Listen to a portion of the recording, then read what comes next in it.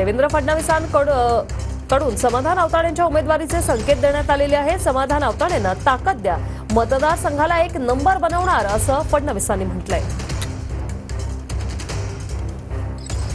तुमचे आशीर्वाद होते म्हणून समाधान दादांना आम्ही ताकद दिली आणि पुढे तुमचा आशीर्वाद राहिला तर या मतदारसंघाला नंबर 1 केल्याशिवाय या ठिकाणी आम्ही राहणार नाही।